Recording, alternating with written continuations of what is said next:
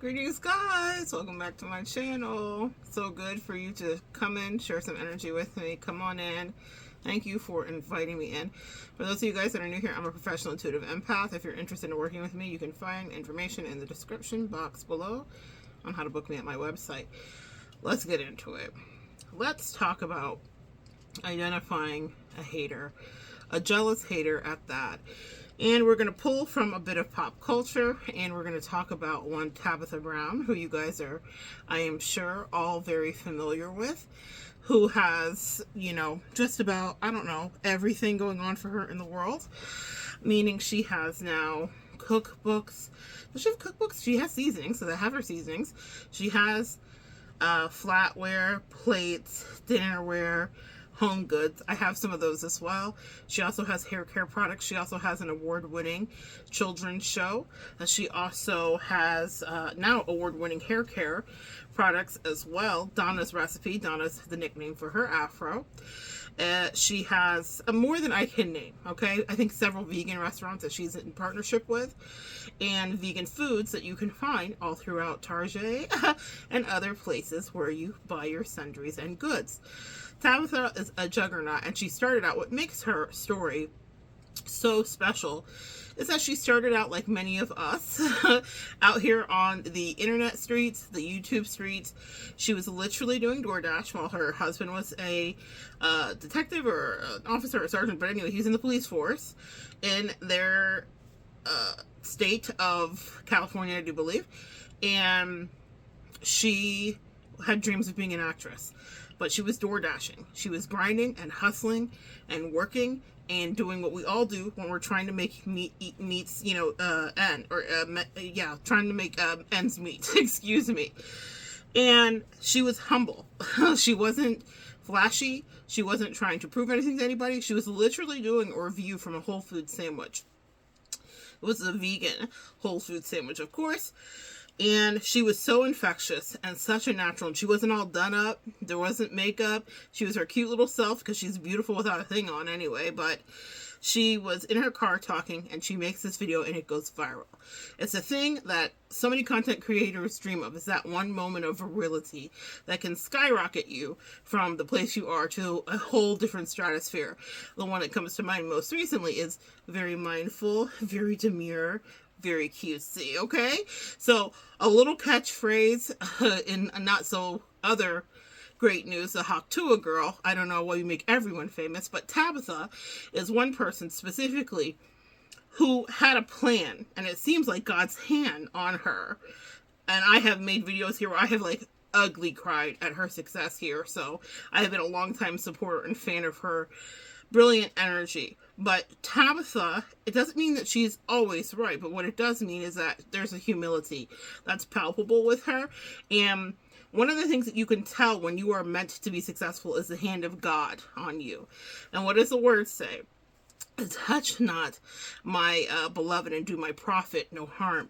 Tabitha also has the gift of prophecy. Shannon Sharp on his Club Shay Shay talked about how Tabitha spoke to him right before he made the big leap from his show with Skip and Shannon to his now incredibly successful show, Club Shay Shay. The point is, she said to him prophetically during one of their interviews, she leaned in and she said, that thing you've been worrying about, that thing you've been praying about, God's going to do right by you.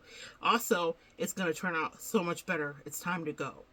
And he said, I hadn't told a soul. He talks about this with another guest. He's like, I hadn't told a soul. And she leans in and tells me this, and it blew my mind. But that's what happens when the anointing of God is on you. Prophecy, the ability to see whatever you want to call it. Tabitha has it, clearly. And anybody that puts their mouth on Tabitha, touch not my beloved and do my prophet no harm. Oh my God. Tabitha, the last time she had an internet beef, it was with Wendy Williams.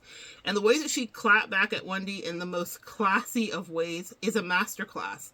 And as soon as she clapped back at Wendy, literally within a few weeks, Wendy's whole show crumbled. Everything crumbled because people don't understand that if someone's dispatched to be an earth angel to you, there's a way that she could have resolved that. Wendy could have talked to Tabitha. Wendy could have called her and made amends. That's another little quick. There's a lot of lessons here that the angels want me to teach you, so I'm going to try to go through it all. But sometimes when people step out of boundaries with you, if they can come with humility and get out of their ego, they might be absolved of some of that cashback karma that's coming for them. But if they want to stand on 10 toes, then what befalls them will be exactly what befalls them. But in this case, whomever we're about to talk about today, one Mr. Darius Cooks, did not heed the warning and did not take a good look. It's in a book, it's Reading Rainbow. That means Tabitha not only knows how to read, one for filth, but also seems to have the hand of God and a protective hand of blessings that are on her life. And so he decided to do what haters do. So I wanted to teach us today about the several things that haters and jealous people will do, and then talk about what he did more in depth with Tabitha. I won't keep you in suspense. He really berated her and said she was ignorant and a fool, and said, something about her air fryers, and if they're at $65 and she has 4 million followers, she should sell this many and she would have this many millions of dollars, and he would never do what she did, which is partner with Target. But no one was asking you, boo. No one was asking you to partner with Target, but someone did ask Tabitha to partner with Target. It's because Tabitha understood that when the moment of opportunity meets you, you need to be ready. Tabitha had a lot of beautiful things that were thrust into her lap and a lot of opportunities, but it's because she was grounded in her faith and grounded in herself. Come on.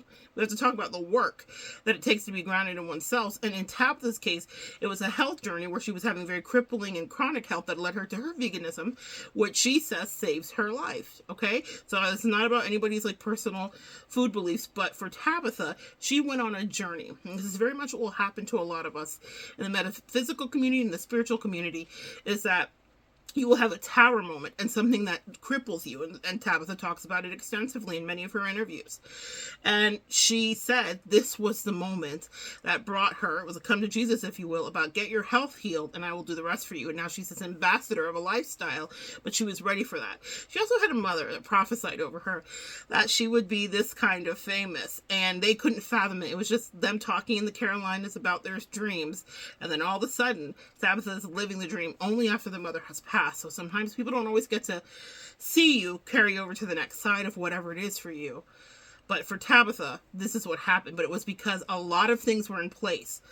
That's another message about your haters and jealous haters specifically. They might imagine and wish and think that if they had your opportunity, they would do it the same way you did.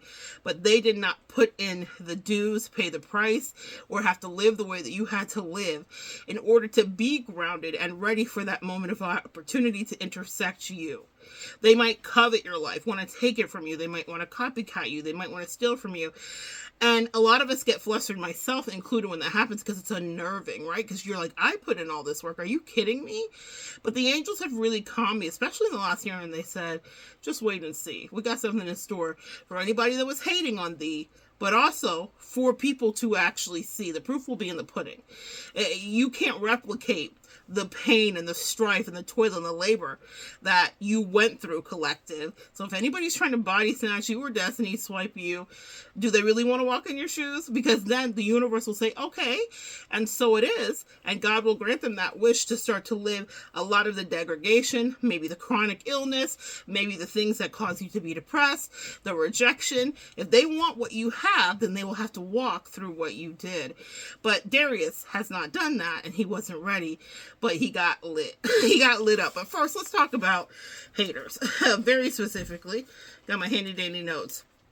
When you're dealing with someone who is jealous and hating on you, they will constantly compete with you. And we'll go more in depth in this, but I just want to hit some bullet points. They will undermine your success. They will gossip about you. They will give false compliments, backhanded compliments. You guys are familiar with that. They are overly attached to you if they have the opportunity to be, and if they can't, they'll stalk you parasocially. They are a copycat. That is from Psych to Go. I'll try to connect the link for that channel. I thought it was fantastic. And it's a nice little nugget and bite. 5 minutes if you really want to go hear them expound and see if it replicates your life. But these are the things that will happen when someone is jealous of you and when someone is hating on you, is that they will try to literally body snatch you, and it's by jumping into your energy. Well, he tongue lashed Tabitha and said what a fool she is and whatever the case may be, but anybody with 2 good eyes could see that he was dripping, weighted down with jealousy. He has tried to have cooking shows and channels and this and that and leave it to the internet. Apparently, he can't get LLCs in any state because of some crooked behavior. You see, our reputation will precede us, and sometimes people will try to find dirt on you. But if you're dirty, no one has to dig too deep. You know, that's just the truth. And so people may have things to say about Tabitha that are jealous of her success, but you can't really put anything on her good sense's head because she's lived integrally. She's lived honestly. She even had an opportunity to work with the Food Network. They wanted a piece of Tabitha Brown too. She was homey and folksy and could cook and all the rest of it, and they had a whole vision. And I remember her putting out a statement on her YouTube channel, nothing big, nothing too fancy, and she said, "I will not compromise my integrity." She didn't say completely, but this is what it was to be surmised and gathered, was that the Food Channel was asking her to be different than what she actually was, and she said, "I'll wait for the next opportunity to come find me." A lot of people that are jealous of you or that are haters of you, collective, would not have the temerity to turn down some of the things you turn down. There have been many times in my life where I have opportunities or where something's right in my hands, but it just doesn't feel right, and I'll walk away. And I'm not going to play myself and kid myself, because I know that when it's time, the right thing, the right opportunity, the right person will be sent my way. But a lot of people that are greedy, usually those people that are jealous of you, are greedy, covetous, and envious. And let's talk about the difference between jealousy and envy here in a moment as well. But those people will covet what you have so desperately that they would want to take it from you, or they take anything. They take your scraps too.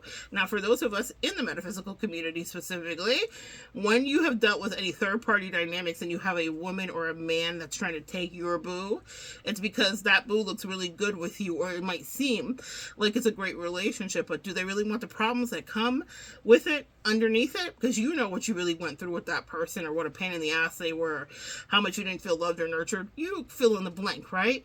So when you have someone trying to body snatch you and take what they think you have, let them have it, is how I say, or walk away from it. Be integral enough, like Tabitha, to say, "Oh, this isn't for me."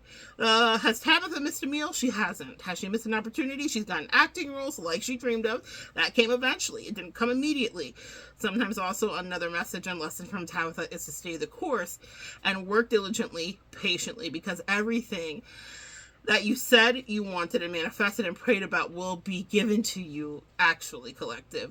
God always knows the desires of your heart, and if your heart is true, and if you're a good person, and if you're not avaricious and greedy and lascivious and underhanded and a liar, then those things will come to you. Now, if you are those things, that's between you and Jesus. Get yourself right. Between you and your creator, between you and your higher power, however you want to couch it. But you have to be ready, because Darius, if he were given opportunities, would probably fuck it up. That's how I can see it. Clearly, as a reader, as a person who reads people's energy, his energy was disgusting to me. And it's not just because I'm a fan of Tabitha. It's because I've been on the other side of someone like that's energy, who is looking at me and trying to undermine, pick apart, and see what makes the sausage, turn, and what makes my magic, because they were after it. But they could never have it because they could never be it, because they would never stand integrally. I've had it happen with people competing with me in relationships, or just friends. Y'all know the stories. We have plenty of videos here from so many amazing creators, myself included, where I'm talking about these subject matters ad nauseum. Okay, so go check any of those out. Google anything about this, and you will see a story time from someone who's gone through someone trying to body snatch their whole energy, who couldn't even walk a day in their shoes if they were paid to. But that's what happens. And so I want you guys to understand. Let's talk about jealousy and envy too. Jealousy is to say, oh my gosh, I really like that sparkly hat, Monette. I really like that. I wish I had a sparkly hat. But the difference between envy and jealousy is this. I really wish I had a sparkly hat. So what you'll do, someone who may have a jealous feeling, let's say, because we've all been jealous, we're human, is say, I'm going to save it. I'm going to get a sparkly hat. I really like that. It's okay to be inspired by someone, especially if you're upfront about it or whatever. Even if you're not upfront about it, girl, I don't know. A lot of people that are on the other side of this that may watch, I know some of you for sure. But that's not a big deal. So you save your money and you're like, and maybe you don't even like this style of hat, but you just know you want a sparkly hat because you felt away like, I like that hat. I want to get that hat. So you work for it. When you get paid, you go get your little hat and you're living your best life. That isn't a feeling that jealousy can invoke. It can cause you to want to work for something because you see the way that someone else might be living, or you see something else that someone has, and you think, I would like to have that. But the feeling of jealousy, if you transmute it to its highest level, is to attain what made you feel like you were in a spirit of lack. So when we're dealing with jealousy, the energy of jealousy is 5, which is Saturnian energy, which is of lessons and fathering, okay? But also of lack. So pay attention to that. So maybe a lack in poverty consciousness when someone's in jealousy. Every single one of us has felt it. Every single one of us. Like, think about the comments that you read where people are doing all their like couple stuff, and then someone might say in the comments, I've never felt more single in my life. You just called me single in 7 languages, right? That's a feeling of jealousy that's invoked. Now, if the other person starts stalking the content creator and is like, oh my goodness, how do I have their person, or I want to get their person specifically, what's going to happen is that could drive them actually crazy. If they up level that jealousy and transmute it, they can start to work on themselves, whatever that is, whether it's emotional, physical, mental, spiritual, so that they can be in alignment to pull in what is their right partnership, but they're not trying to have exactly the partnership that they see on TV. Also, don't covet these people on TV. All of our relationships are hijinks, shenanigans, and boondocks sometimes, and sometimes they're nice. Okay? That's what I can tell you about life. Sometimes it's beautiful, but a lot of the times, if you're in a relationship with somebody, it's work. And all that glitters is not gold, and what you see on TV is a load of bull hockey, just to be honest. Now, let's talk about envy. When someone's envious, and envious is dangerous, I associate envy with scorpionic energy. Now, they would say, they, being astrologers, that scorpionic energy, lower vibrational scorpionic energy specifically, has a lot to do with jealousy, other people's possessions, other people's money. Don't get with a Scorpio and think that they're not going to hustle you out of your money somehow, some way, because they rule other people's money, they rule taxes, all of that stuff, okay? So, envy, though, is what I associate with the lower vibrational scorpionic energy. And what happens with envy is someone says, oh my gosh, I really like that hat. Why do you have that hat? What makes you so good that you have to have that hat? And then the gossip begins. They'll talk to somebody. You see her with her fucking hat? That hat is so ugly. Like, that hat is so ugly. I heard this done too. A content creator here was talking about how she had on some shoes and her brother saw her. And they're adults, okay? Her brother saw her and was like, those shoes are so ugly. Ah, look at your feet. It looks like bolts. He just starts laughing at her. He starts playing the dozens with her, which means to kind of like crack jokes at a random fast pace. And so he does all of that. And then she finally gets so self-conscious about the shoes that she's like, I'm gonna just take them off. And before the night's over, she watches her brother scoop them up in his jacket. And she's like, I thought you said they were so ugly. He was like, they are. They just look bad on you. That's what jealousy and envy will do. He wanted them the whole time, and so he started to try to break her down, and he was successful. She's a very rich content creator, so, you know, tomato for her. But maybe that was his frame of mind, too. I don't know why I just said that. That's so interesting. But she gave him the shoes because now she was self-conscious about the shoes that she purchased for herself. She loves shoes. She's always doing outfit reveals. But she was so insecure because that's the way her brother wanted her to feel because he wanted what she had. With envy, that, I'm going to take it a step higher. Envy is evil. It feels that way.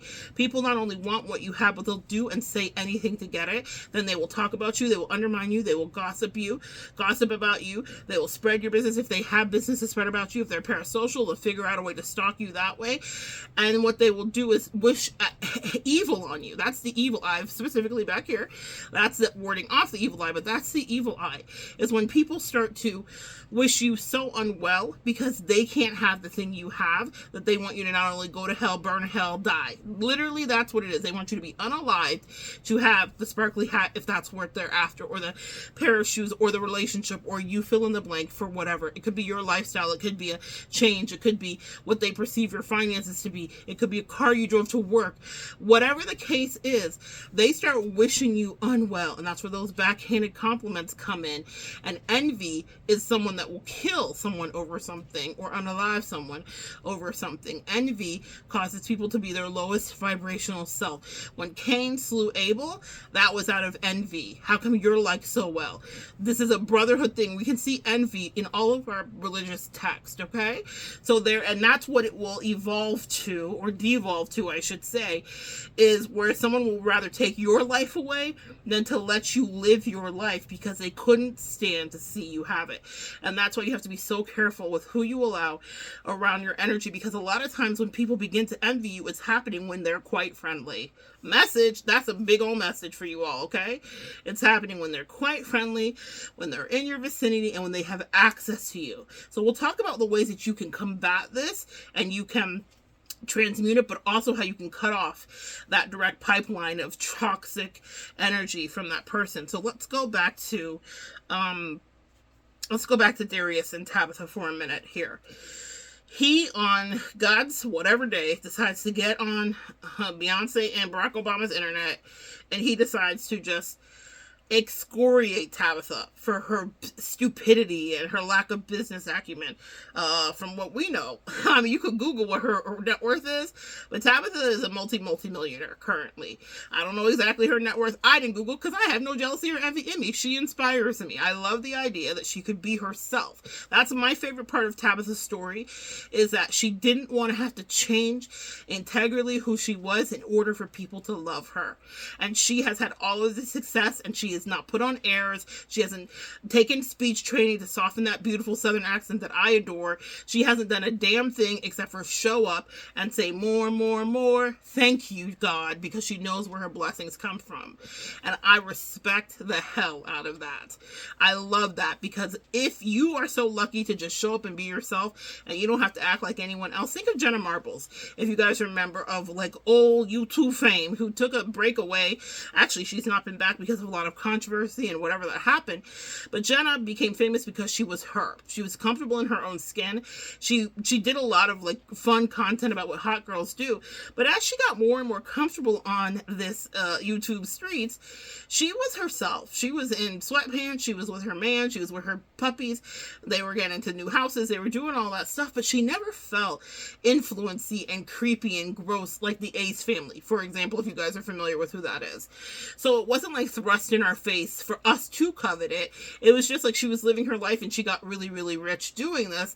And she was a girl who was a bartender back in the day in whatever town she lived in. You see, those stories are the ones where I'm like, I love that, because she never changed. In fact, she actually stopped being as hot. She was always hot, but she stopped being as, there was all these like think pieces about it. She stopped playing to the audience, actually just got more comfortable with herself. She's like, I'm kind of a nerd. I kind of like wear my hair up in a bun. I don't always dress up. I'm not always going to be done up to come on camera. And I love that for her, because that always teaches each one of us to be in our own skin, especially if that's something that you struggle in any case, or that's not your baseline. If your baseline is glitter and shenanigans, then be that. But if your baseline is I want my hair up in a bun and I want to wear sweats, then be that. And she showed that you could have success being yourself, just like Tabitha did. Now, Darius is a tryhard to me. He's very much a pick-me, very much a tryhard. He has wanted success. He cooks, and I can't say, I've seen some of his shorts pop up before. Not a huge fan, just seen, not a fan.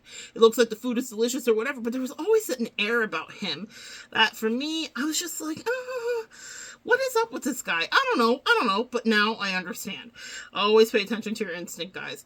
So he does cooking just like Tabitha does, and he whatever, would love brand deals and had his own business and whatever, but his businesses have failed. So why would you advise? Also another message, don't take advice from people that have not been where you are or have not been where you're trying to go. No, excuse me, guys. If you're taking advice from people, if you're taking advice from people that are trying to tell you about life and they haven't lived it. I remember taking advice years and years and years ago from someone who was living in a very dilapidated way, who had no aspirations, who was dealing with mental health they wouldn't really acknowledge. I have mental health issues too, y'all. Every one of us, for all has sinned and come short of the glory of mental health, okay? We all struggle from day to day, right? But the thing about it is she was trying to advise me about how to create what I have built in my life personally outside of here in my personal business. She had no idea about it. She had no idea what to do. And beyond taking, little trite pieces of advice, what business did I have really listen to her? Because at the end of it, she ended up being one of those jealous haters who didn't want to wish me well and who actually didn't like my success and it threatened her. That's another thing about jealousy and your haters is your success, whatever it is perceived to be, because we all know that the behind the scenes, if anybody's ever been successful, we know that the behind the scenes takes a lot of time and a lot of crushed dreams and a lot of dreams deferred and a lot of failures. What do they say? It takes 10 years to become an overnight success, right? So for Tabitha, she'd been at it and at it and at it and at it for more than 10. But God said her time would come, and finally God absolutely got it done. And above and beyond, that's what it means to have your cup runneth over. I don't even want to focus on Darius. He's a hater. That's the point. He wishes that he probably had Tabitha's life, fame, acclaim, and reach. He wishes that he had Target and other people knocking down his door, the Food Network, whoever. There's all kinds of people that Tabitha worked with to make that children's show that was so critically acclaimed. He wishes that he had that opportunity. But all those dreams were cooking in Tabitha's head for decades and decades and decades while she decided I'm not too good, even as an actress who has an IMDb that's small, but I have one, and who has been on casting calls and who goes to auditions and whatnot, while my husband goes to work and he comes home and he takes off his uniform and he says, babe, how'd it go today? Like, she talks about the struggle. She talks about that climb for years, for decades upon decades, until it was her time. So how dare a hater like Darius come in because he hates the way she shines? And that is the long and the short of it. The rebuttal that Tabitha gave, again, is another masterclass, and I feel bad for the beloved Darius. It's like when, I'm gonna fix my life with saying beloved. It was kind of like saying bless your heart in the South. Oh my God, beloved Darius, watch out, because karma is about to eat your whole soul out. I promise you, because you spoke on someone that you don't realize that she's dispatched in to bring light in a certain way. And whether you agree with it and whether you want to be vegan or not, you cannot dispute her effect and her authenticity. And that's a word that's huge for me this year. It's been a masterclass that my angels have taken me through by showing me so glaringly what inauthentic looks like, because and showing me that I'm actually allergic to inauthenticity. If you are fake, if you're putting on airs, if you're not who you are, behind closed doors and whatever, then what are we really doing? And it makes me sick, actually physically ill, like I'm repulsed by people that are inauthentic. That's what happens if you start to do some spiritual ascension, is that you will not be able to be around liars and gypsies, tramps, and thieves. No offense to gypsies, okay? I'm just saying that colloquially. You will not be allowed to be around people that are in their lowest vibrational self, maybe to be more politically correct. But in any case, for Tabitha, that moment of opportunity and destiny finally did intersect. Darius hates that. So this is what Tabitha said back, and I just said, my good sis is brilliant. She said she didn't even mention his name because she's so good at this. She really has her angels and her ancestors whispering sweet nothings to her. My good sis got on camera and she said, one of my friends, and I knew exactly which one it was because she does like a little podcast with one of her like dear good best friend Judy's. And one of my friends called me and said, I cannot believe this guy had the nerve, da-da-da. So she's alluding to the fact that this man has just berated her for no reason. He sent for her. She did not call for him for no reason. Until he's like, I can't believe this person has the nerve to even speak on you and do this. And like, I'm so mad for you, as a good friend should be. You need friends in your corner corner that are going to ride for you like that are like, not my whatever, not too much of my bestie, not too much of my whatever, right? So she was like, I can't believe that he did this. And Tabitha said, you know what I told him? I said, friend, sometimes the only thing that people have is the nerve. I said, you better preach. You better preach this word. She said, sometimes the only thing that people have is the nerve. And the clapback is so good. I'm going to see if I can find it and then connect it below, because I could never do it justice. But she was like, all they have is the nerve.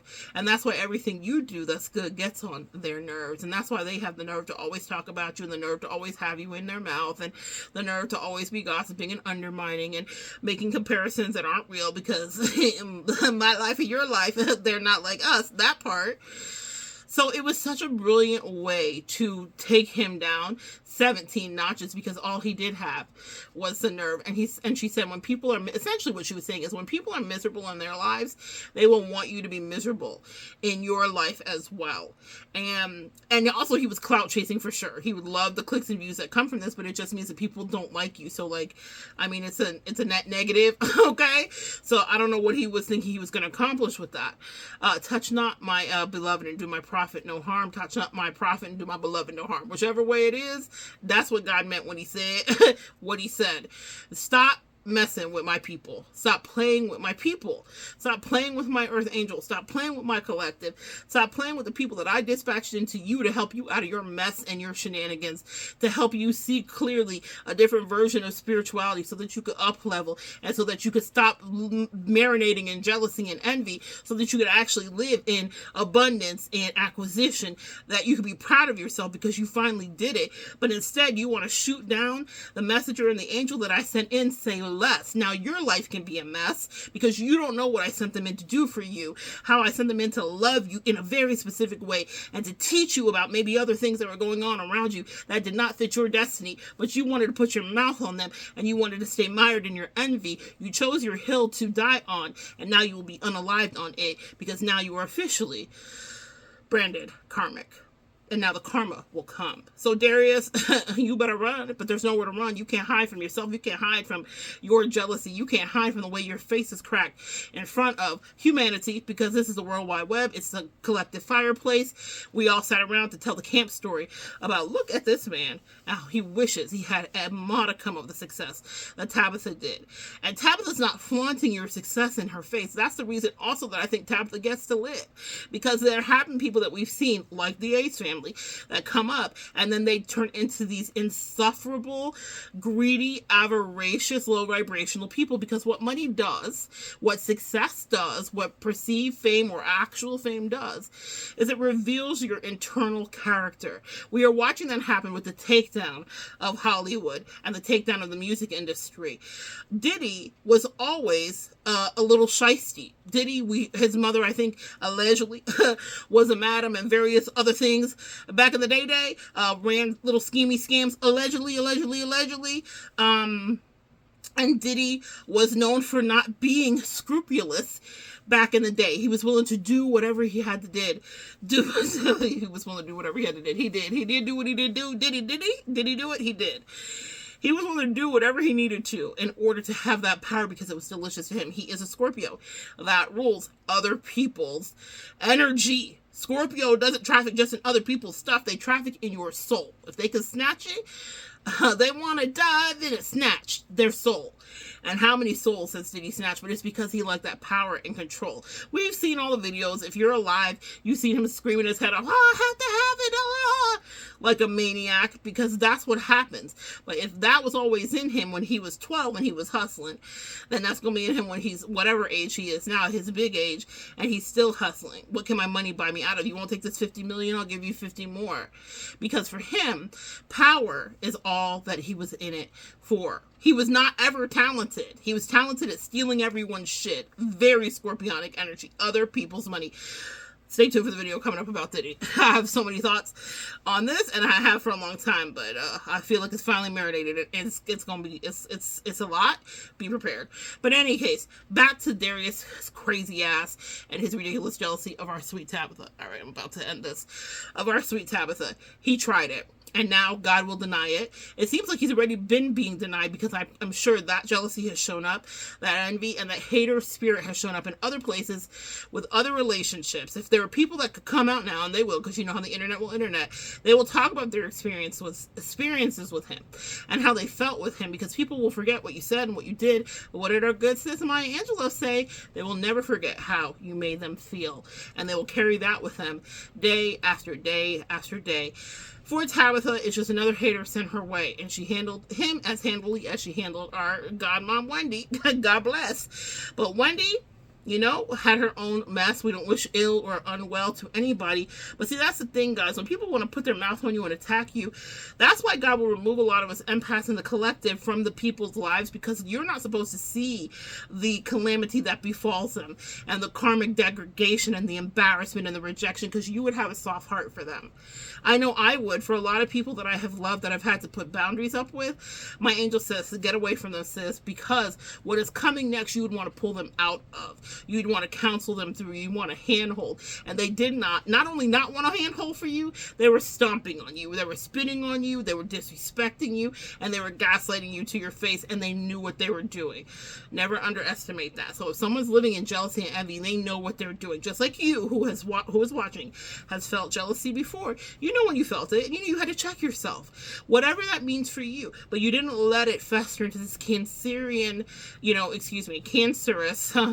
I was Freudian, this cancerous energy, where you let it metastasize into something that was malignant, because that's what envy does. It metastasizes. So let's go back quickly and let's talk about this, and let's talk about the way to combat it. So they will constantly compete with you, whether you realize it or not. You are in a competition you didn't sign up for.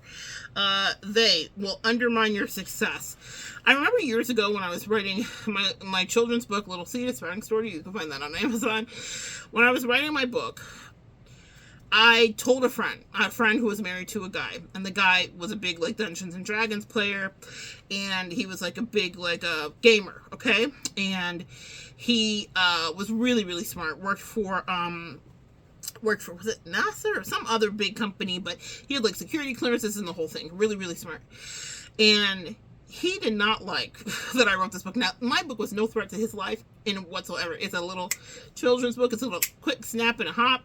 It was, to me, you know, I'm not trying to downplay any achievement, but it was nothing much to me. I was proud of it, but I was like, why am I getting all this weird energy from him? And he couldn't restrain himself to say to me, you know, he was talking about the way that I published it, and then he was diminishing the fact that it was just a children's book, and, you know, whatever the case may be. Now, I'm friends with his wife, so I was sharing with his wife, who I want to be happy, and then later his wife doubled back to me and was like, oh, I'm so sorry about what happened with, almost said his name, with whatever, because, you know, he's been working on a book for like 8 years that he hasn't published. You see, y'all?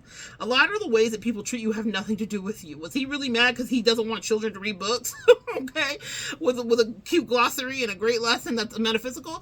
No. It's because he felt inadequate because I had published, even though my book was far shorter than the tome I'm sure he was writing, if I know the way his brain works, and whatever the case may be. But to this day, he still hasn't published it. The reason that I'm saying that is not to hate on him at all, but it's to say, but that's how people will do you. He wanted me to feel bad about an accomplishment I had, but it was just because he felt insecure because he hadn't accomplished his accomplishment.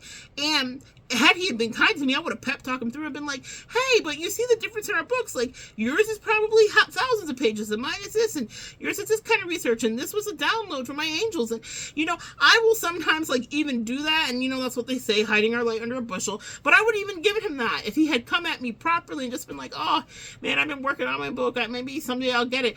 That's more jealousy. But what he was operating out was envy. He wanted me to feel like shit about my accomplishment. And anyway, so that's a way to, as an example, how people will undermine you. Now, had I not published it and he had got into my head and I wasn't as strong-willed and fire-signy as I am, that could have definitely taken me off my path. I remember years ago competing in like some slam poetry thing and reading it to a friend that I didn't realize was a hater. Lord Jesus, one of my first narcissists. And I love this guy so much. And he was like, it is absolute shit. He was British. It's absolute shit, Monette. Da, da, da, da, da, da, da. Like, you really don't have a way with words. Da, da, da, da, da. Just completely tried to tear me down. And I didn't compete in like a slam thing for like years because I was like, oh, well, you know, da da da da. I'll say his name because he's a hater. I feel like Jason said, and da da da da da da. Right? And then years later, for some reason, my angels finally were talking to me again, and they were like, hey, you should enter that into this next competition. You should read it at the next poetry night. And I won. But his hating ass undermined my success because he was an avid reader too. This guy would read like 2-3 books in a week. He was really brilliant. Narcissists often are almost too smart for their own good, but he was really brilliant. So I really trusted him because he loved, you know, he loved the literary world as much as I did. And we watched foreign movies together. Like, I really love this guy naively, but he was very threatened by my little slam poetry, which is crazy to me. But in any case, that's what I mean by people will undermine you. Think about your examples. Let me drop it below in the comments, an example of someone who's maybe ever undermined you, because it's something that sizzles in our soul, and it's a wound that we will hold until you like transmute it. The way I transmute it is I like do the thing, whatever the thing is, even if it takes me a minute to do the thing, to be like, oh, this thing that you said was terrible. Funny how everyone else loved it. That's amazing. Isn't that interesting? All right, what's next? They will gossip about you. This one drives me nuts. Listen, I have a Gemini rising, guys, so talk is what I do. It's my level of comfort is communication, but what I have tried to do in my spiritual journey is to transmute my communication and have it be more about a situation that's going on or a pop culture thing that's happening so that I can teach. That's how I get off my little like Gemini rising energy, is instead of it being corrosive and gossipy, because it can be in a lower vibration, I try to make it be educational. If it's true to life story that's happened to me, or if it's something that I'm observing from pop culture, like we're talking about with Darius and Tabitha. So you would need to know who you are, that part, and understand which way you might have a proclivity. But that's why I know the dangers of gossip, because I've been on the other side of it, both sides of it. And on this side of my life, I find myself often on the other side of it, where people have to invent stories about me. If you saw the video where I was talking about the volcanic lightning and how the villagers create a story because they don't understand. Well, when people see me coming for whatever reason, they fear me. And also my spirituality made people fear me too, because it wasn't conventional. Also the way that I live. My life is not conventional, okay? My choices are not conventional. My love life is not conventional. And it means that people, I'm often fodder for gossip. But also, check your charts, guys, too, because Leo rising, probably one of the signs is probably gossip about the most. I am a Leo sun sign. So Leos often suffer a lot of slander and gossip. You know, you got to take the good with the bad. Leos usually traffic in a very powerful kind of like star celebrity energy. Even if you're just like working at your office for whatever reason, everybody's gossiping about you. That's very much par for the course with fire signs specifically, but Leos very specifically, okay? So heads up, 7 up for that. But in any case, so that's just going to be part of my life. No matter how long I live on this earth, people are going to talk about me. Now, what I won't tolerate is people that are my friends talking about me. Because the truth is, if I'm friends with you, I'm not talking about you. I love you. If I am ever talking about a situation with a friend, it's because I'm trying to figure out something that's happened, but not just to be like, it's Thursday and they wore a blue dress and I hate it. You'll never hear me saying anything like that. That is not anything that I do. Excuse me, guys. I might discuss what I feel about a situation that's going on, or I might be trying to figure it out because that's my Gemini rising. The way that I figure stuff out is I volley back and forth. And now it's just with my angels, y'all. I've been stripped away, for the most part, of any kind of corrosive or toxic relationships, but it happened specifically because I could tell they were gossiping about me. And that's what happens when people are living in jealousy, even if they're not your friend. But that's just my deal breaker for me, is you're my friend and you're gossiping, say less, and you will never know anything else about me. And I just cut off all access completely. That's another thing. You need to cut off access. We'll talk about that here quickly. They give fake compliments, backhanded compliments. I had someone in my life that didn't like me traveling. She sure as hell didn't like me traveling with anybody that wasn't her. So she was operating out of a lot of jealousy and envy, and that was confirmed by her own family members and her own like adult children. So it wasn't, but she would never say it to me, and I kept trying to talk to her, talk to her. Well, what I did notice was that I would be tight around her. I will never forget. We had a dinner that she was insisting on us like having and getting together because she felt like she was losing her control over me. And so I was being still, it's tough when you're grandfathered in. And I was like, okay, so we had planned this dinner months ago, but by the time the dinner arrived, I had all the downloads I needed. And I was like, oh, I can't stand this. This is so inauthentic. I don't want any parts of this. I hate it here. But I'm sitting at the dinner and I'm not a big drinker, guys. Okay. And if I do drink, I'm more of like a gin and tonic girl. I'm more of like a gin and a seltzer girl. I like have my Bombay Sapphire or whatever. I have some beautiful Empress gin that I love too. I had that for my birthday here with some of you guys. But the point is, I'm not a big drinker. I have to be in the mood, and I'm trying to get in my mood, okay? So there's a reason that I'm drinking. It's usually for purpose. It's not just socially and occasionally, right? I'm not a big cocktail at dinner every time. I don't have to have a glass of wine. That's just not my jam per se. But what I will say is that I remember being at dinner with her and her adult daughter, and because she was in so much energy of the false compliments, I was just like tossing back drinks, right? I found this one really good drink, and it was like a bourbon mash with like these sour cherries.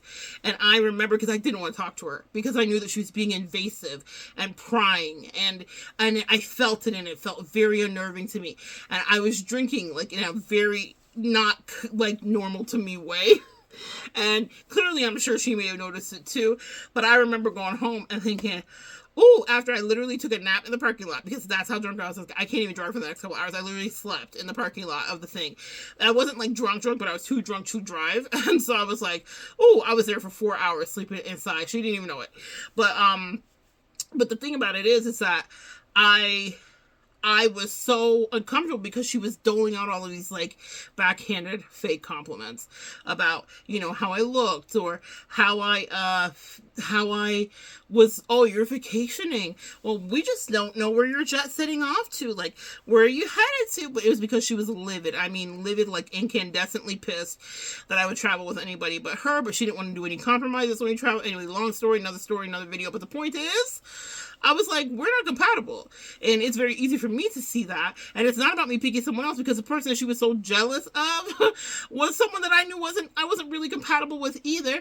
Another video coming up here about how it takes a rat to help bring out the snakes. We'll talk about that and how you can transmute that in your life or maybe apply it to your life. But I didn't even understand what I was dealing with until maybe another person came in. And I didn't want that other person either. I knew I wasn't going to keep the other person. I knew the other person wasn't a part of my tapestry in my life. But this lady couldn't stop giving me these fake compliments because she felt like she was in this fight that I would never put her in. That was not my business. I was fighting for my own spiritual life with both of them. Okay, they were both lascivious and low down. And I was like trying to survive. I was like, which one of you is the devil? Oh, both of you are the devil? Right, I got it. Anyway, so the fake compliments were a huge tell for me. She was not happy for me about my travel. That didn't involve her. And she made it very clear in moments of lucidity, even though she pretended she didn't have them, where she'd be like, oh, I didn't know, I didn't even know that you booked a ticket. I want to know when you book a ticket. I want to know where you go. I want to da-da-da-da-da-da. What? A what? This is a woman who absolutely flew, got on planes and did stuff. I didn't know her full itinerary, nor did I care. I'm not that friend. I'm too busy to be that friend for you. Unless I'm in your life on a day-to-day basis, I am not stalking you like that. I'm not even the friend that's going to say, text you when you get home. Really, really, truly? Like, if I'm dating you, I might be on some cupcakey shit like that, but not really in my friendships. Am I stalking your life that way? Anyway. That part. Fake compliments. Or they are overly attached to you. This also applied for that situation for me. What about you guys? People that are jealous of you weirdly will get obsessed with you, okay? So again, it's ruled by that scorpionic low vibrational energy. So she was very, very fixated. Not just her. It happens to me all the time. So that's the other side of the gossip and the slander that happens to Leo sun signs for sure. But if you've ever had it happen, no matter what your sign is, you understand what I'm saying. So she was very, very, very, very, very, very, very, very, very, very, very attached and codependent and enmeshed. And I was always trying to figure out, I didn't realize it until I thought back on it on ways to escape. It didn't mean that I didn't love her. And actually, can I say this? Can I say this? Maybe these are my confessions for another video. Be careful what you ask for. Coming out of a lot of toxic and abusive relationships, the way that she loves me is something that I think that I created, co-created, and maybe even asked for. You see, what I will never do is not take accountability. When I was at the end of it, I realized I had put too much dip on my chip with that relationship, because I felt like in order to live life, I needed to experience love in a certain way. Well, be careful what you ask for, because people are the variable. I can say that I want love in a certain way, but then when someone's ticky boom ticks or something flips in them or a switch flips, you lose control over that. And that's why I never, even though this is not anything that happened here at all those girlies that are all obsessed with all their love spell work, that's the worst thing you can do. I was so grateful to have someone, years ago, I was painting a mural in a bodega for a person who was an Orisha, and she was like, people were coming in and buying all the penis candles and all the yoni candles and all that stuff. And I was dating a guy and I really liked him. And I was like, hey, can I get one of your candles? Completely novice, completely new. And she was like, new, but to it.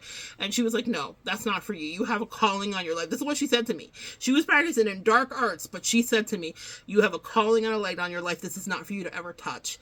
And I was like, yeah, but you sell it to everybody that comes in here. I was painting the mural for 2 weeks. So I watched people come in and buy this stuff all the time. And she would sell it with no problem. I don't know why God put it on her heart to be like, not you. Maybe she was going to get in trouble. She sold it to me. But she was like, you are never to do this. Because let me tell you the truth of this.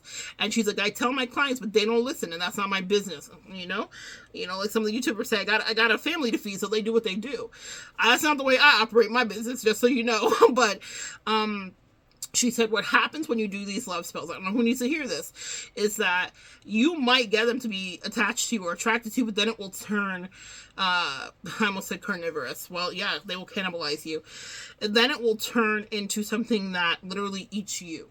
Meaning a man that, let's say you like a guy and you're like, I want him to love me so much. And then you do whatever the work is that you do. You light the candle or you do the other work that we all know is diabolical and dirty and disgusting. And then he starts to like you, but then he becomes obsessed with you because that's what will happen. Because when you take someone's free will, perfect example of this is Justin and Hailey Bieber. When you take someone's free will and you start stalking them, as she stalked him, wanting the life, maybe wanting Selena's life, destiny swapping, that's a whole nother video. You might get it, but then what happens is they will not treat you well. We've seen that with Justin and her. Maybe they can heal with this baby. God bless. We wish them the best. But what we have seen prior to this baby is that he was treating her like shit. And that's because she was so covetous and so jealous and so envious of something. She had to have it, but was it for her? Was it really for her? Or did she push her way into something? And that's the way that the Orisha explained it to me. She said, never touch these candles, never do any of that love spell shit, because it will turn the person into someone that not only will they love you so much, they will also hate you, and they might unend you or unalive you. She said she's seen it happen with her clients that have overstepped their boundaries. And ironically, come and talk about full circle. I feel like a Yaya, a Black Witch Yaya. I love her story times. But ironically, that Orisha died within 2 years. She was with a much younger man, and it was suspected, bandied about, and thought that she would put work on him. And it ended up that she was unalived in an interesting and still very curious, mysterious way. And I wonder if the very thing she was talking about wasn't her own lived reality.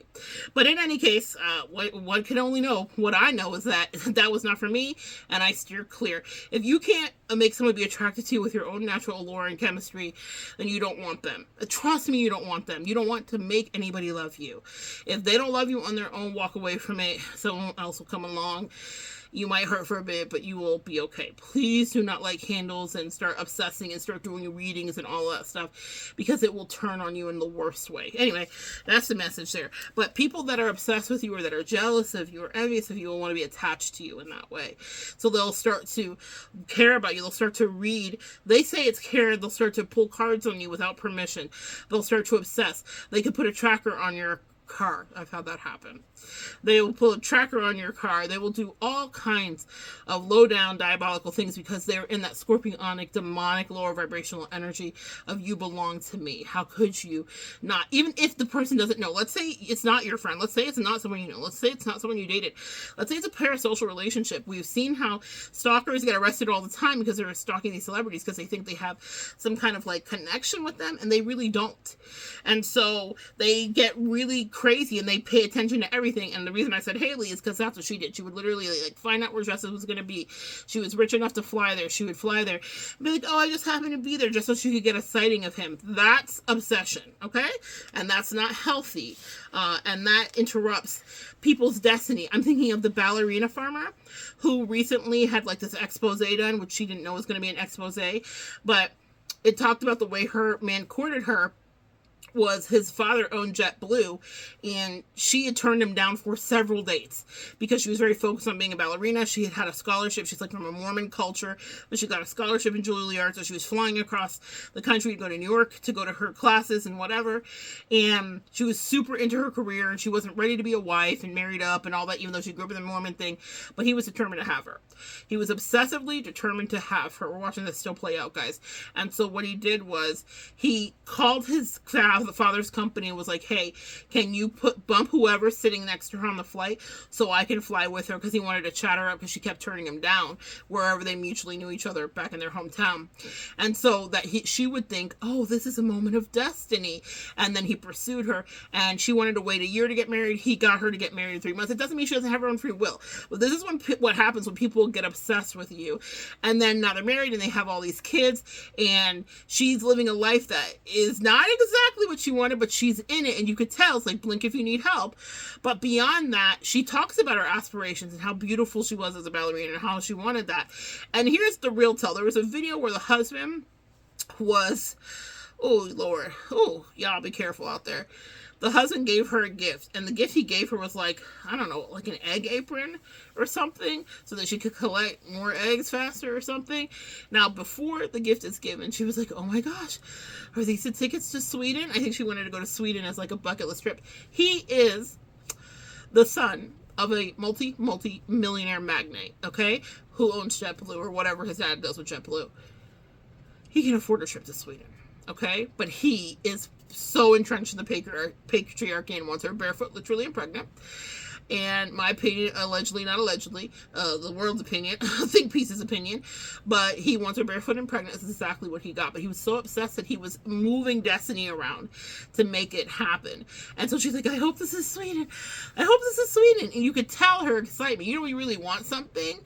And instead, it's a milk egger thing. And she's on camera having to pretend that she's happy about it. She's not. If you watch the video, it is so clear to see if you're a woman with ovaries, you know exactly how this feels to not get the thing you want. And you know exactly what you're looking at, especially if you're a mother and a wife. I imagine you might even understand it on a deeper level, the disappointment, the fact that why can't you go to Sweden? Like, this woman has bore all your kids and she's out there doing the farming instead of ballerinaing and still trying to live her dreams via social media, trying something, but he's insistent. But that's because he was very covetous. He had to have her, and he's having her live the destiny where I could tell she's not fulfilled. Maybe she'll break out of her reality, maybe she won't. The Matrix exists for us all. Anyway, my point to saying that is they will want to be around you, because the more they are around you, the more they have access to you, your secrets, your insecurities, what makes you tick, and then they can really start to chip away at you. I had that happen so many times in my life, but in the last couple of years, I really dealt with an insidious pair, the snake and the rat. And with the rat specifically, that was her modus operandi right from the beginning, was just this, I love you so much, and I just want to spend all the time with you. And she would like drip feed and seed things, like she would say certain things at the end of a call, and all of this, all so that she could have re-entrance in, because with entrance and access in, she could pick me apart, because her insecurities, very much like the guy with the book, her insecurities could not allow me to exist in a happy state. Like, why do you like yourself so much? You look different than me, and you're this than me, and you're that than me. How come you're so fucking happy? Well, probably because I'm not you. So we all have to be ourselves. And then the last thing, they are a copycat. Listen, I never met a more copycat than the rat. The rat was the biggest copycat I probably ever dealt with in my life. It freaked me out. It freaked me out. But they will copy you guys. So whatever happens in your life, they will copy you. So like the brother was like, I hate your shoes, to that creator, only to wear her shoes. Oh, these fit me. Like anybody in your life, man, you'll notice, have you ever had friendships where all of a sudden they morph into you? And I'm not talking about like one or two things, you know? I've had friends that like didn't wear lashes when I met them, and then they did wear lashes. I didn't feel anything about that. The whole world wears lashes. I do not have like a monopoly on lashes. I didn't feel like that was copying me and trying to be me. We will influence each other in any friendship. That is natural. So not everyone is filled with jealousy. You might see something your friend wears and you might like it. You might want that. That is normal. But what isn't normal is literally taking on every single trait. Again, back to Haley, down to the tattoos on her neck, down to her mannerisms, down to the things she says, that you could go watch any compilation video of it, do your homework if you want to. She is copying Selena because she feels like Justin really loved you, and maybe if I become you, he'll love me genuinely and completely too. But as we can see, even with the saving grace of a baby, that was not to be. So they will copy you, and they'll do it like in the most delusional way. Like, do you know I can see you? Do you know that that the world can see you? In Selena's case, the world documents it. I hope she's not paying attention to every stupid thing Haley does, but I imagine that her fans and all that stuff do. Now, maybe you're just in an office with someone, but you're noticing that they're copying you because maybe you've got the boss's attention. Maybe your reports are better.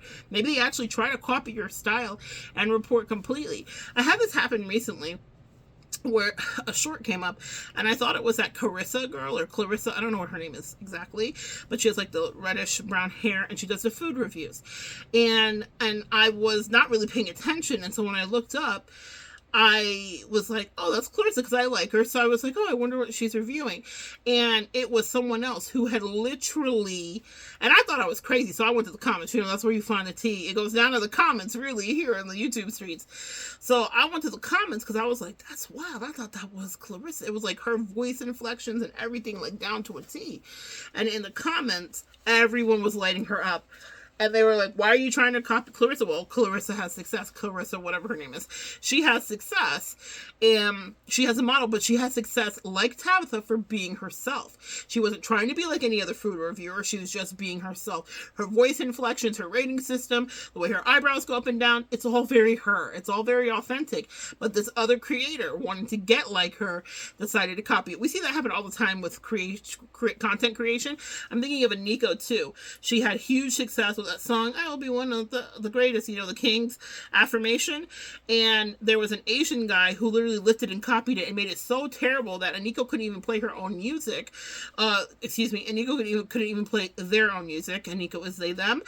Couldn't even play their own music for a long time, and the whole world had to get involved and stand up for her. And Taraji P. Henson stand up for them, and Taraji P. Henson did their song at one of the BET Awards as like a fist of solidarity, like we're standing with they, them.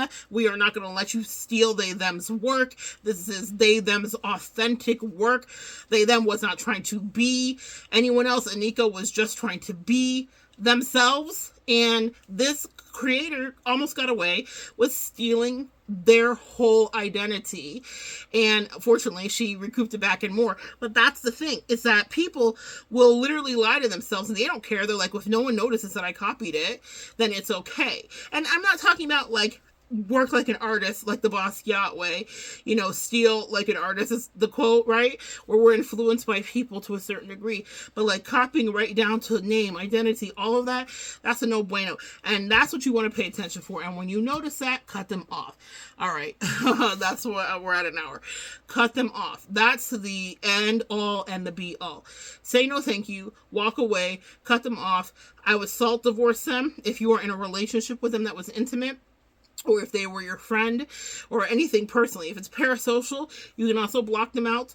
You can do a lot of things to help disconnect your energy. You can do cord cutting too, just literally envisioning like I'm cutting the cord of energy between me and you. There are a lot of ways that you can absolve yourself. You can go take a salt bath, you can go to the sea. There's a lot of ways to say, I release this energy, you have no connection to me. But when someone is jealous of you and envious of you, they only want connection to you. So that's the best thing you can do, is give them no connection to you. So it's hard when it's someone that you love, or someone that you care about, or someone that you're attracted to, God forbid, and they become your competitor and your opponent instead of your partner. And when that happens, that's bittersweet, because that's just a tower moment and a lesson. But you cannot have them close. They have gone rogue. They are filled with infection. And that infection, what is it, Bia, that says, I can't fuck with jealous bitches. That's a weak disease. It is a weak disease. It's okay for you to feel a tinge of jealousy. It is not okay for you to let that manifest into this cancerous, malignant reality, or this envious, cruel reality where you just want everything the person has, where you, instead of Darius saying Tabitha's a fool, he made a fool of himself. That's what he did by being so jealous it was seeping out of his pores. The friendship that I had with the person that was overly attached and jealous of someone else that was in my life who I knew wasn't supposed to stay there, and she knew it too. It was so weird, because I was if you would have told me between the snake and the rat, if they're both in a race, I was voting for the snake all day. Believe it or not. I was like, there's no way I'm cutting this person out of my life. But what happened was, her Envy and Jealousy was so stoked by the rat, even though I was not doing any third-party triangulating at all. Totally different relationships with each of them, and totally transparent with both of them, and with that one, specifically the snake. But the jealousy is what she couldn't take, and it revealed her other face. You know, when the mask falls off, and I even said it to her. I was like, "It's nice to finally meet you." See, I don't mince words. When we in a pew pew fight spiritually, I'm guns a-blazing in reality. So I'm not like saying things behind your back. It's no, I'm going to say everything I ever want to say to you, right to you. The good, the bad, and the ugly, because I see myself as a teacher, and I know that if we intersected, that we had both opportunities to up-level each other's destiny.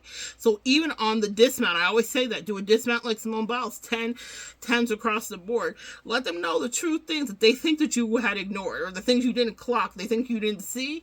I always let people know, I'm a fire sign, that's me. Not everybody lives in that reality, but I let them know, no, I saw you.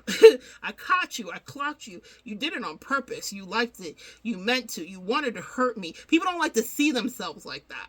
Or they want to provoke you so much in their jealousy that they can elicit out of you the emotions that they naturally feel, so that they can point the finger and say, look, see, she's being so mean to me. Who was being mean to who? Very interesting. You know the truth, and your angels do. Was Darius being mean to Tabitha, or was Tabitha being mean to Darius?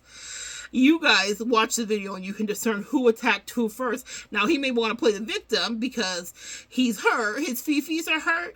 But see, that's the thing. When you strike out after someone in Jealousy Collective, or someone struck out after you, your response to them is none of...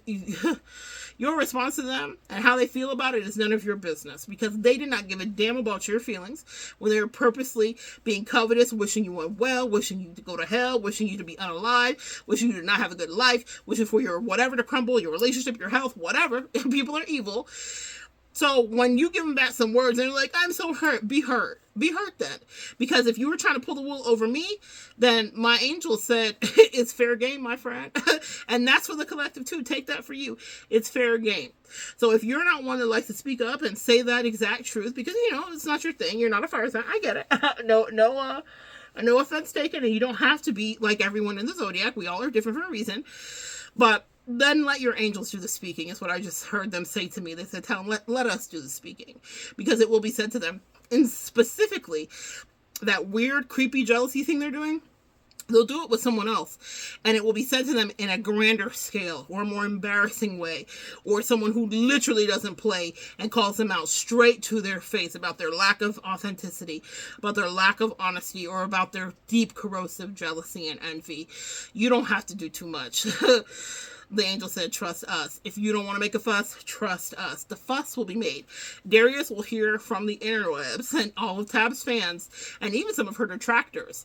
That's what I love about a person with good integrity, is even the people that don't like you can be like, yeah, we can't really say anything bad about Tab. I mean, I'm not a vegan, or I'm not this, or I'm not that, or I don't like afros, whatever they might make up.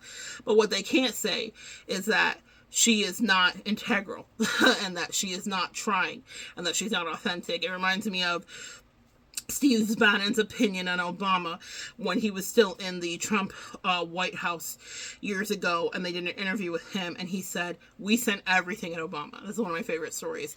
We sent everything. He's my birthday brother, Obama. We sent everything at Obama. We tried to get him to have prostitutes. We tried to tempt him with money deals and drugs and whatever, and like insider trading money deals. He wouldn't take the bait. He was like, I can't stand the man. He says this on the interview. I can't stand the man. But he wouldn't take the bait. He literally would not. He's like, that's the only thing good I can say about him. I hate his policies. I hate who he is. If Steve was telling the truth, he hated the color of his skin. Steve is a known racist, allegedly, not allegedly. But in any case, he said, I hate this man. Very much on his Kendrick. I hate the way you walk. I hate the way you talk. But he said, what I can't say is that this man is not integral, because we couldn't get him flustered. We couldn't waver him. We couldn't get him to cheat on his wife. The only thing he does is smoke cigarettes. And he even does that outside at night. Like, y'all, that's be Obama. Even if you don't like Obama, even if you don't like his politics, be Tabitha. Be Obama. Be these people that are so infallible. Doesn't mean they're not perfect. We heard Michelle say there are many years of her relationship where she hated Obama because he was so career driven. A little issue with Leos, we are very focused on career. And so while he was writing books and making a name for himself and really working his way into the White House, she said there was like 10 years where he was like an absentee father. He was always writing and always away and always working. He wasn't cheating. His mistress was his work. That's kind of my issue. To be fair, I'm guilty. I'm guilty. I remember like TMI, but being not even really TMI, but like quick personal story, being at the beach with my husband years ago, and I was really trying to come up in the company that I was freelancing for, where I was doing readings, and they were on the phone with me and working with me over some like business deals that they wanted to do, and we were supposed to be at the beach, and he was like off picking shells because that's like one of his favorite things to do, and it was so sweet. And I wasn't like spending time with him. I was working. I worked the whole time on the beach. Not only did I do videos, but I was taking business calls. I had like a Zoom meeting from the beach, the whole thing. And I remember him coming and bringing me his shells with this disappointment. Oh, my angels will arm me. They're like, you got to get your life. Bringing me his shells with his disappointment. And he was like, oh, you know, look and see what I did. Da, da, da. And I was like, oh, yeah, babe. But I could tell, you know. So in that way, I so relate to Michelle. He was disappointed because I wasn't really spending time with him and connecting with him because I was busy working. Because I was like, I got a business to build. I got a thing to do. We're doing it. Like, this is what I'm working for. This is the moment. But, yeah, little message to my fire signs. Like, maybe spend some time with family. It's a little message to me. But anyway, be like Obama.